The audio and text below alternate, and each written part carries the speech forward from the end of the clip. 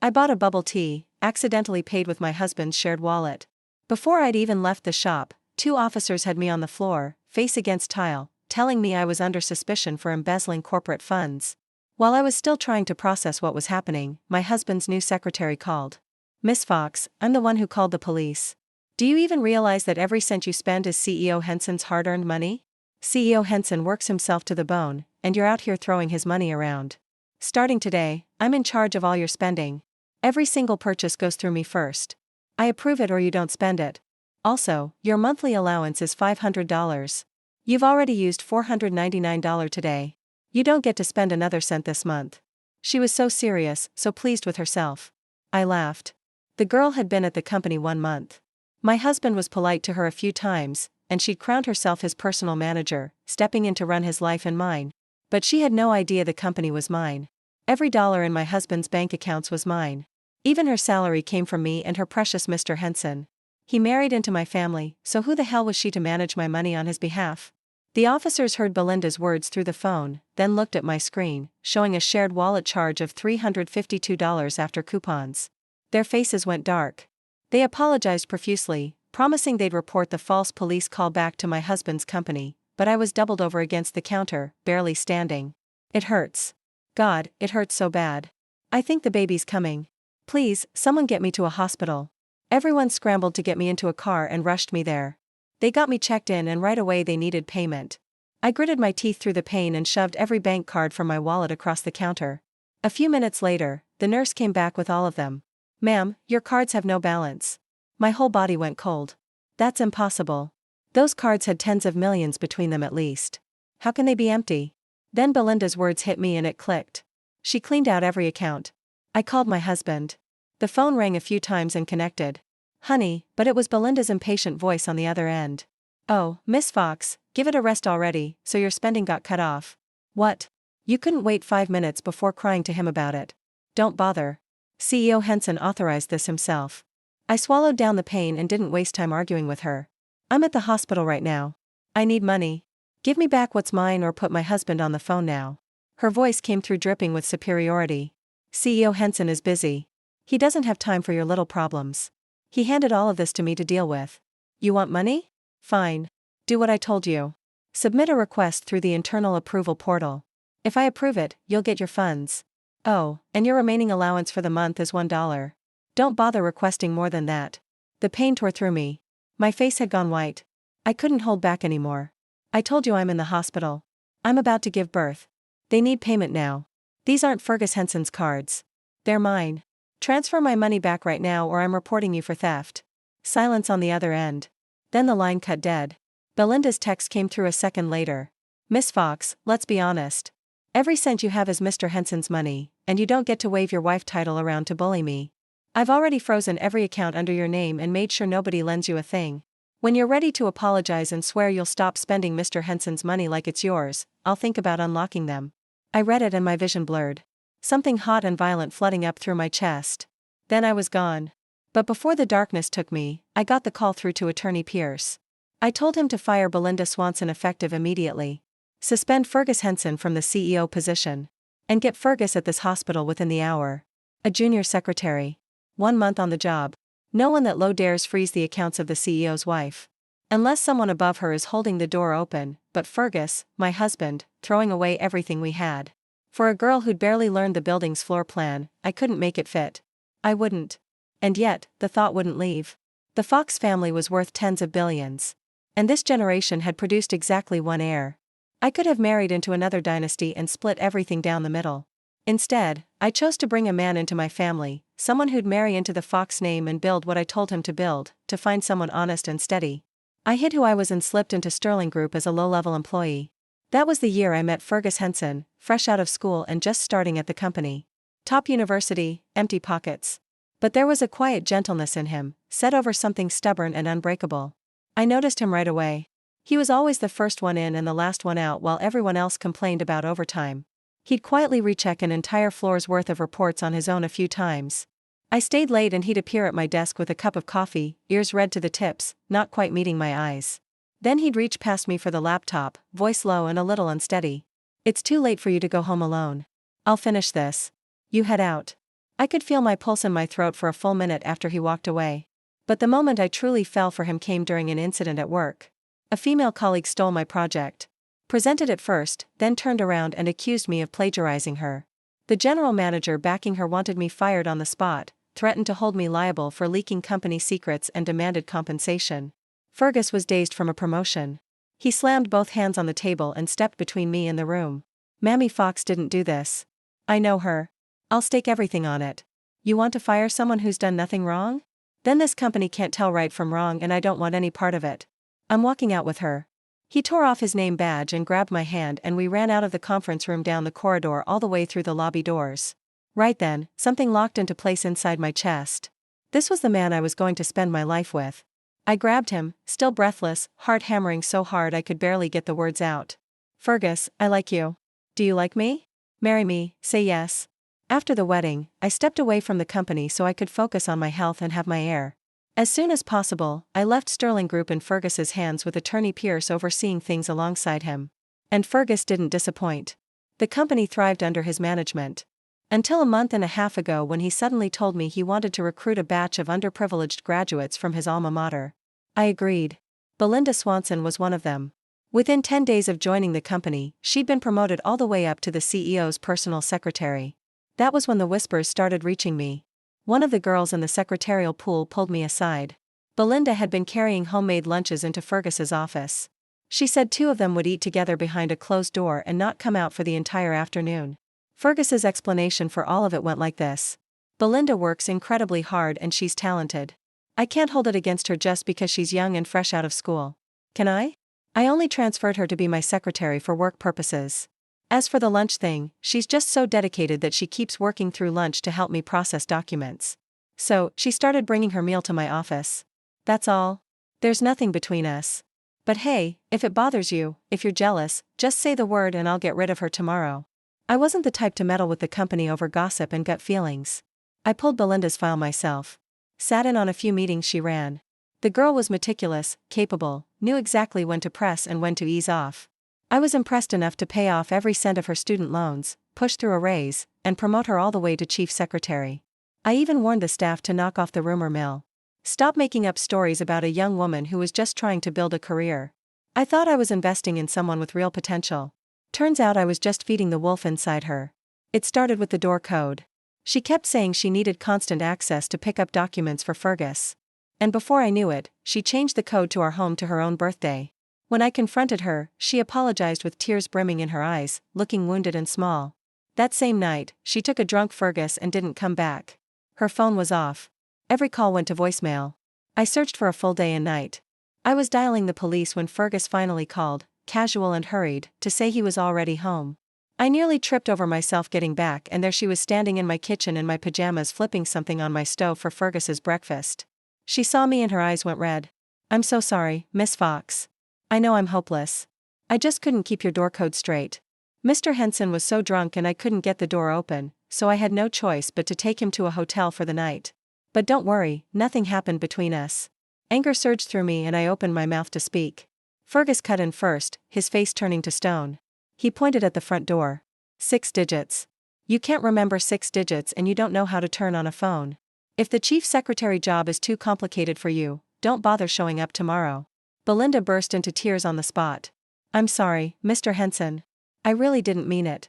Please don't fire me. My mother's surgery cost $200,000 and she's counting on my salary to cover it. You fire me and my whole family goes under. Fergus looked at her. It's cold. Don't apologize to me. Apologize to my wife. She's pregnant and you're the one putting her through this. If she doesn't forgive you today, you can cry yourself blind for all I care. You're still gone. Belinda dropped to her knees in front of me and started slapping herself across the face, one cheek, and then the other. I'm sorry, Miss Fox. I was just afraid that knocking on the door in the middle of the night would wake you and hurt the baby. I'm clumsy with words. I have no sense for these things. I messed up.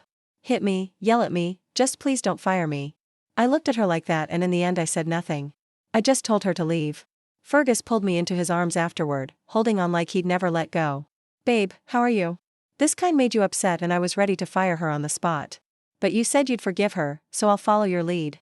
Don't worry, though. I'm going to bury her in work, keep her late every single night, call it punishment. Back then, I still melted into the warmth of it. Never once did I think to question whether any of it was real. But Belinda never stopped. She kept crossing lines, kept pushing closer, each time a little bolder than the last. She had access to my cards, my accounts, all just like that. And there was no way that happened without Fergus behind it. No way. When I woke up, Fergus still hadn't appeared. But my attorney was waiting at my bedside, ready to brief me. CEO Henson has taken his secretary to an off-site meeting. He says he won't be back until tomorrow. He studied my expression carefully before continuing. I checked the attendance logs from the past 2 weeks. The two of them have been leaving together for meetings constantly, but the destinations. He handed me a printout. Every single destination listed on those so-called business trips was nowhere near any of our partner company. They were all resort towns, vacation hotspots. I also spoke with some employees at the company. They said Belinda Swanson's Instagram is full of screenshots from these trips with CEO Henson. Would you like to see? He held out his phone. The screen was filled with screenshot after screenshot. Everyone was a carefully staged collage Belinda had posted. The captions read things like, "Thanks to CEO Henson for driving me home tonight. This is our special time for two.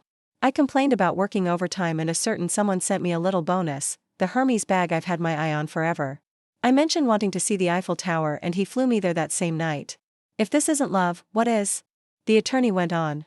We looked into Belinda Swanson's college history and discovered she had a financial sponsor during her university years. That sponsor was Mr. Henson.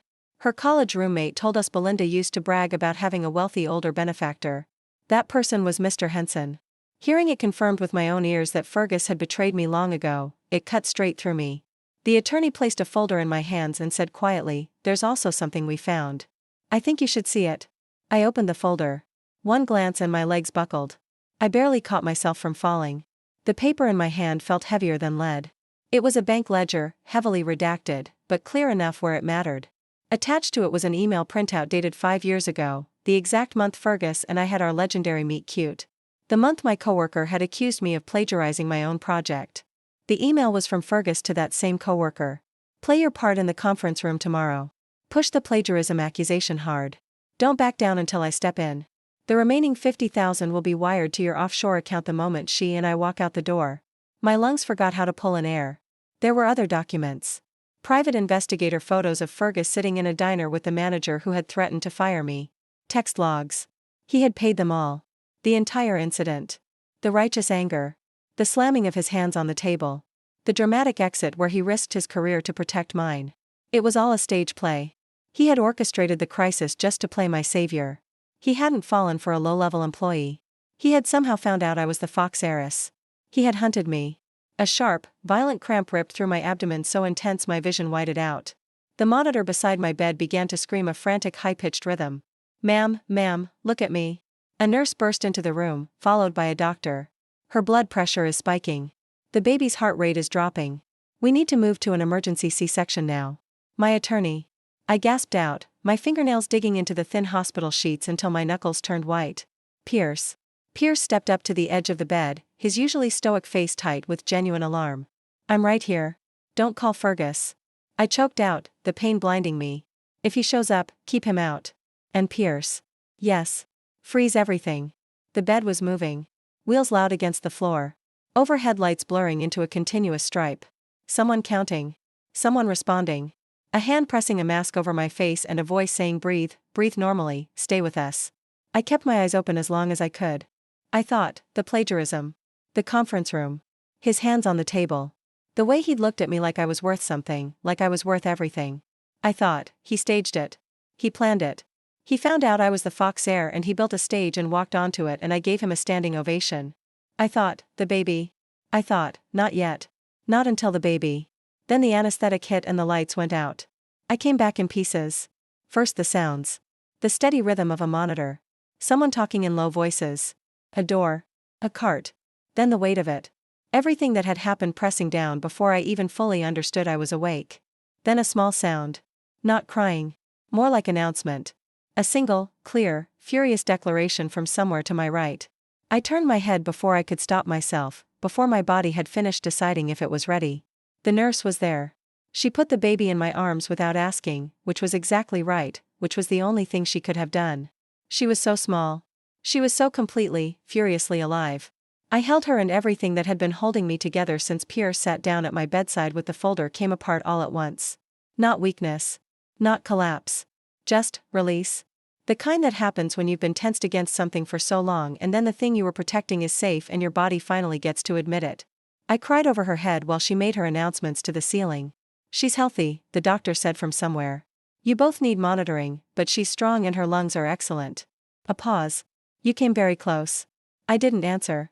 I was busy counting fingers. Pierce was waiting outside. He came in when the nurse signaled, still in the same suit he'd been wearing when the bed started moving.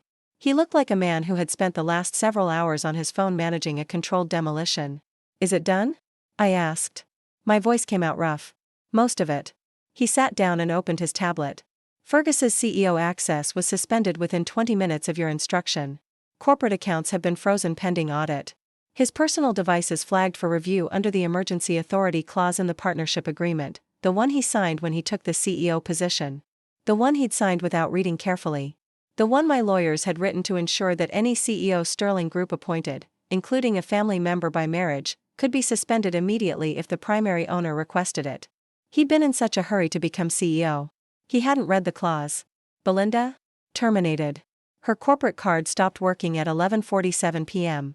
Her email access ended at midnight. HR sent formal termination documentation to her home address this morning. Pierce glanced at me. I also filed a preliminary report with the Financial Crimes Unit regarding the unauthorized account freeze. They want documentation, which we have. I looked at my daughter's face. Show me the rest, I said. He showed me over the next 2 days, in careful increments, because the doctor had established that my blood pressure was his personal enemy and Pierce respected this while also understanding that I needed to know. The forensic accountant, a woman named Sandra who Pierce had used on 3 previous corporate investigations, had been working since the night of the emergency. Her team had pulled transaction records, travel logs, expense reports, email threads, and the administrative history of every account Belinda had accessed since her first day. What they found was not subtle. Fergus had been careful about some things. He was not careful enough. The corporate travel bookings showed 14 trips over the past 6 weeks. Of the 14 destinations listed as client meetings, 11 were resort towns. The client names in the booking system were real companies, but none of them had any scheduled meeting with Sterling Group. Someone had simply typed names into the system to give the bookings cover. The expense reports showed restaurant charges, hotel upgrades, spa treatments, and gift purchases that had been categorized as client entertainment with legitimate-looking justifications typed beneath them. But the gift receipts, when pulled, showed items shipping to a private address, Belinda's apartment building. The messages were worse. Sandra had found them on the corporate server, where Belinda had been careless, using her work email for personal communication, apparently confident that no one would ever check because Fergus controlled access. In one thread dated 3 months earlier, Belinda wrote to a friend, "Honestly, at this point I'm the real Mrs. Henson. She just has the title. He says she's almost done being useful. After the heir is born he's going to push her out as emotionally unstable. Postpartum is perfect for that. The company restructures, she gets bought out of her own shares because she can't handle it, and then, the message cut off there." The friend had apparently responded by phone. I read it twice. She's almost done being useful. Pierce watched my face. The plan, he said carefully, appears to have been to wait until after the birth. With a newborn and documented stress, and with Fergus controlling the CEO position and Belinda controlling your financial access, the argument would have been made to the board that you were unable to fulfill your role as owner. A psychiatric evaluation, possibly. Legal guardianship of your financial interests awarded to Fergus as your spouse and the baby's father. He would have controlled the trust. Yes. He would have controlled her. That was the intent, based on what we found. I looked at my daughter sleeping in the hospital bassinet. Small and certain about the world in the way that new people are certain. What about the plagiarism? I asked. The conference room. The coworker is cooperating. She said Fergus approached her 3 months before the incident and told her the plagiarism play had to look real, she needed to escalate it, push it past any point of reasonable resolution, until he intervened. He told her the target was a high-value individual who would be properly grateful to whoever helped bring them together. Pierce set the tablet down. She said she thought it was a romantic scheme. She didn't know you were the Fox heir. She thought Fergus just wanted to impress a girl. She was paid $50,000 to walk away from her job afterward. And the general manager? Similar. Paid separately. He's given a written statement. Fergus arrived at the hospital on day 3. I'd been moved to a private suite by then. The baby was in the room with me. My private security team, arranged by Pierce through the Fox family's existing firm, was stationed outside the door. He came in a dark coat, looking like a concerned husband, exactly as he'd practiced for years. Security stopped him at the elevator. Pierce went out to meet him. I watched through the suite's glass panel from across the corridor. Fergus looked past Pierce toward the door. His jaw was set. He'd prepared something, I could see it in his posture, the particular readiness of a man who has rehearsed what he plans to say. Pierce spoke for approximately 90 seconds. I watched Fergus's face move through 4 expressions: confidence, confusion, calculation. And then, beneath all of that, surfacing through the cracks, something that I recognized from 5 years of believing I understood him. Fear. Not fear for me. Not fear for the baby. Fear for himself and everything that was being taken away. He said something. Pierce answered. Fergus stepped forward. A security officer moved to intercept. Pierce said one more thing. I couldn't hear it from where I was. But I saw his expression, entirely calm, entirely final, and I saw Fergus stop moving. Later, Pierce told me what he'd said: she is the owner you betrayed. You have no authority in this building, this room, or this family without her consent. You'll be contacted by her legal team. Until then, every step you take toward that door will be documented and added to the civil filing. Fergus left. I sat back and held my daughter's hand, all 5 small fingers wrapped around my index finger, and breathed. Belinda didn't take it quietly. She called the company switchboard 6 times before realizing her extension was disconnected. She showed up at Sterling Group's building and found her access card disabled. She stood at the lobby desk and said there had been a mistake, that she needed to speak with CEO Henson immediately, that she had documents to deliver. The security chief, a quiet man named Arthur who had worked for Sterling Group since before Fergus arrived, told her that CEO Henson's authority had been suspended and that she was no longer a company employee. He said it politely. He said it in the lobby where 11 staff members were passing through during the morning rush. She started to argue. She mentioned Fergus's name 3 times. She said she had authorization. She said she was acting under direct CEO instruction. Arthur said, equally politely, the CEO's authority was granted by Ms. Fox. She has suspended it. Was there anything else? Someone near the elevator took a photo. By afternoon it was circulating internally. By evening, a former employee had sent it to a financial journalist with a note explaining the context. The secretary who froze the owner's accounts while she was in labor is now locked out of the building. The journalist made calls. The board meeting happened on day 7. I attended by video from the hospital suite, laptop propped on the bedside table, my daughter asleep in the bassinet beside me. Pierce was in the boardroom in person. Sandra's forensic team had prepared a presentation. The board chair, an older woman named Margaret who had known my father and had always been uncomfortable with how quickly Fergus had accumulated authority, sat at the head of the table and watched the screen. 7 board members. 4 Fox family loyalists. 3 who had been appointed during Fergus's tenure. Fergus was there. He'd been informed the meeting concerned his suspended authority and that attendance was required by the partnership agreement. He came with his own lawyer. He should have brought more lawyers. The presentation ran 43 minutes. It covered the manufactured plagiarism incident with documentary evidence and the co-worker's signed statement. The Belinda timeline, from college sponsorship through promotion to chief secretary. The 14 fraudulent business trips. The expense accounts. The corporate funds used for personal gifts. The offshore account transfers, 2 of which were traced to a shell company Pierce's team had identified 3 days earlier. The unauthorized account freeze. The police call over bubble tea. The hospital payment denial. The message Belinda had sent to her friend about Mamie being almost done being useful and the postpartum strategy. And the email. The one dated 5 years ago, the one Fergus had sent from his personal account to the coworker the night before the conference room performance. Play your part tomorrow. Push the plagiarism accusation hard. Don't back down until I step in. The boardroom was quiet for a very long time after that slide appeared. Fergus's lawyer leaned over to him. Fergus shook his head once. His hands on the table were very still. Pierce said, "We'd now like to hear from Ms. Fox." I looked into the camera. "I brought Fergus Henson into this company," I said. "I gave him authority over Sterling Group because I believed he had earned it. I have since learned that the moment he was invited to earn it was manufactured by him, paid for with $50,000 of someone else's desperation, and executed specifically to enter my life through a door he had built and unlocked himself." The 3 board members Fergus had appointed were very carefully not looking at him. "You did not build my company," I said. "You built a throne out of my trust. Every title you held, every share you voted, every deal you signed, was done with the power of a family you married into through fraud." I paused. Effective immediately, I am removing Fergus Henson from the CEO position.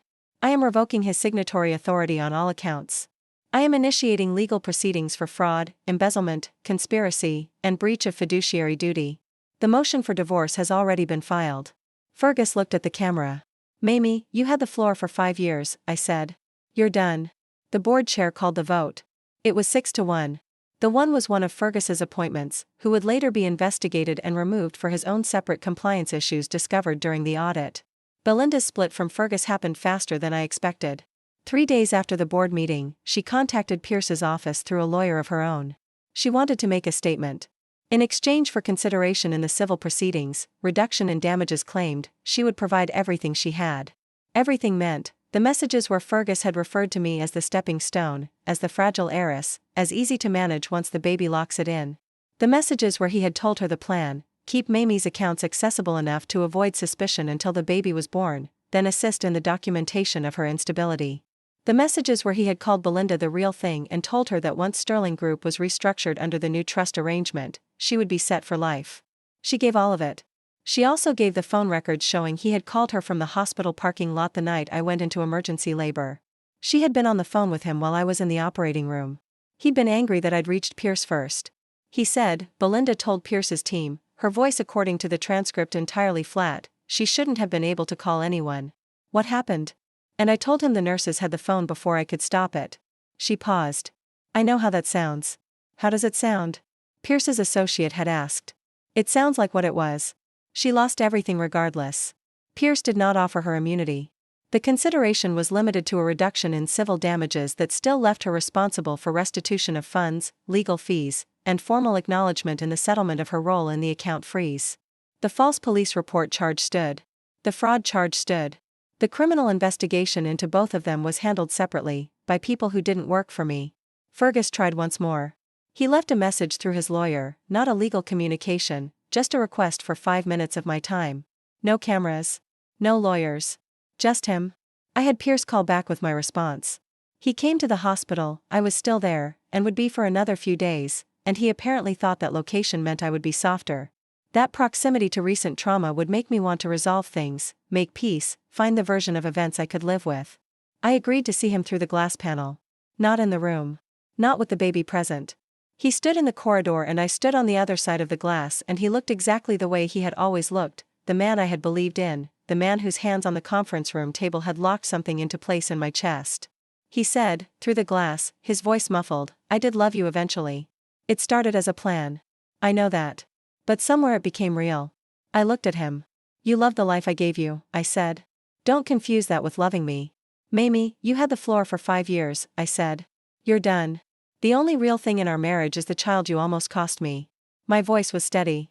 I was very steady. She will know her father's name because she has a right to know. She will not know him as a man she can trust, because he isn't one. Those are the facts we're working with. Please, I have given my lawyer instructions. Any future communication goes through him. Don't come back here. I turned and walked back to the bassinet. The custody terms were established by the court 4 months later. Fergus was recognized as the biological father. He was not granted custodial rights. The court found, given the documented fraud, the planned financial manipulation, and the pending criminal charges, that unsupervised access was not in the child's best interests at this stage. Supervised visitation twice monthly, at a time and location controlled by my security team, with review in 18 months. He did not contest this. His lawyer had told him not to. The divorce was finalized on the same day. Under the terms of the Fox family prenuptial agreement, which Fergus had also signed without reading carefully, a spouse who entered the marriage through documented fraud waived all claims to family assets.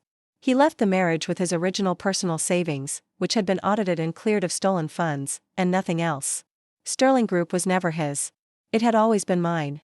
The restructuring simply made that explicit in every document, every public filing, every press release. The story broke across 3 platforms simultaneously. A financial journalist ran the first piece. A business news site picked it up within hours. By the following morning, the social posts, the Instagram screenshots, the boardroom footage that a board member's phone had captured, all of it was circulating. CEO suspended after freezing pregnant wife's accounts during labor. Secretary called police on billionaire heiress over bubble tea. Husband staged wife's workplace rescue to marry into fortune. The company was hers the whole time. The comment sections were a specific kind of furious that the internet reserves for betrayals that feel personal even to strangers. People who had never met me were angry on my behalf with the intensity of people who had been cheated themselves. Former Sterling Group employees began coming forward, not with information about Fergus, mostly, but with stories about Belinda. The way she spoke to junior staff. The way she'd used Fergus's name as a weapon in meetings. The way she'd told one administrative assistant, 3 weeks after starting the job, that she ran this building and people should remember it. The administrative assistant posted the exchange verbatim. Belinda's Instagram was screenshotted and archived before she could delete it. The posts with the resort photos, the Hermes bag, the Eiffel Tower caption, "If this isn't love, what is?" all of it preserved by the time she thought to remove it. Sterling Group put out a single statement, drafted by Pierce and signed by me. Sterling Group has always been and remains the property of the Fox family. Ms. Mamie Fox is the owner and primary authority of Sterling Group. All interim decisions made under the suspended CEO's authority are under review. Ms. Fox will be returning to active leadership in the coming weeks. 300 employees liked the post within the first hour. I returned to Sterling Group on a Tuesday in November. My daughter was 6 weeks old. She was with her nanny in the car downstairs, which I had arranged with significant internal debate before deciding that the correct thing was to do what I needed to do and then go back to her immediately, not to bring her into a boardroom as a prop. The lobby was full. Not engineered full. The morning rush was simply the morning rush, people arriving for work, coffee cups, lanyards, the particular energy of a building that has been through a period of institutional uncertainty and is recalibrating towards something stable. Someone saw me at the door. It moved through the lobby the way things move when they're real, not announcement, just recognition, person to person, a shift in the room. People stopped. Then they started again, but differently. Moving toward the doors they were already going through, making their usual morning adjustments, but with the particular consciousness of a room that has collectively decided something matters. Arthur, at the security desk, nodded at me once. I nodded back. The elevator took me to the executive floor. Pierce was waiting. The office that had been Fergus's had been cleared of his personal items. I walked through it and out onto the balcony that looked over the city Sterling Group had been built from. I stood there for a while. I thought about the conference room. His hands on the table. The way my heart had hammered when he grabbed my hand and pulled me out the door. The way I'd thought, this is the man I'm going to spend my life with. I thought about my daughter's face. The way she'd looked up at me from the bassinet with her furious certainty about being alive. I thought about Fergus in the hospital corridor, saying I did love you eventually, and the specific emptiness I'd felt in response, not grief, not anger, just the clean clarity of a woman who had been told the truth too late for it to matter. I went back inside. Pierce was at the conference table with Sandra and the board chair, Margaret, and 2 legal representatives and the head of HR, who had spent the past month documenting every infraction for the formal record. I sat down. Let's start with the governance changes, I said. I want the emergency suspension clause simplified so any owner can invoke it from any location. I want financial access controls restructured so that no single individual, CEO, spouse, secretary, anyone, can freeze another officer's accounts without 3-party authorization. There's also the matter of the pregnancy leave policy, Pierce said. He slid a draft across the table. You mentioned wanting to address it. I looked at the draft. Expand the protections. Anyone on medical leave for pregnancy-related conditions retains full financial access to company benefits accounts. No exceptions. No authorization requirements during the leave period. Margaret made a note. That will require a bylaw amendment. Then we amend the bylaw. I set the draft down. And I want it named. The policy name. I thought for a moment. Call it the Fox provision. 6 months after the emergency C-section. My daughter was learning that her hands were hers, which she found endlessly impressive. She would hold them in front of her face and study them with the focused seriousness of a person who has discovered an extraordinary thing. I watched her do this in the evenings, after the workday, in the apartment we'd moved to after the house where Belinda had stood in my kitchen in my pajamas, was sold. Pierce texted at 8 p.m. on a Thursday, final confirmation. Divorce finalized. Asset recovery complete. Henson sentencing scheduled for next month, prosecutors are recommending 2 years, possible plea to 18 months. Swanson civil settlement signed this afternoon. All funds transferred. I read it twice. Then I put the phone down and picked up my daughter and held her against my chest where she could hear my heartbeat, which she found reliably soothing, and stood by the window watching the city do its nighttime thing. Fergus had staged the day he saved me. The day I dismantled everything he'd built from my trust, that had been entirely mine. The Fox family had been in business for 3 generations. My grandfather had built it. My father had grown it. I had inherited it and believed, for 5 years, that I was building it with someone. I was building it alone the whole time. I just hadn't known it yet. My daughter made a sound against my shoulder that was probably digestive in nature but sounded, in the evening quiet, remarkably like commentary. I know, I told her. He picked the wrong woman to hunt. She appeared to consider this and find it satisfactory. The city lights spread out below us. Sterling Group's tower was visible from the window, the building I'd spent the past months reclaiming, restructuring, reforming from the inside out. The building that had always been mine, even when someone else's name was on the door. He thought he had hunted the fox heir. In the end, he learned foxes bite back. The company was mine. The money was mine. The child was mine to protect. And the life he had tried to steal had become, in every way that mattered, mine again.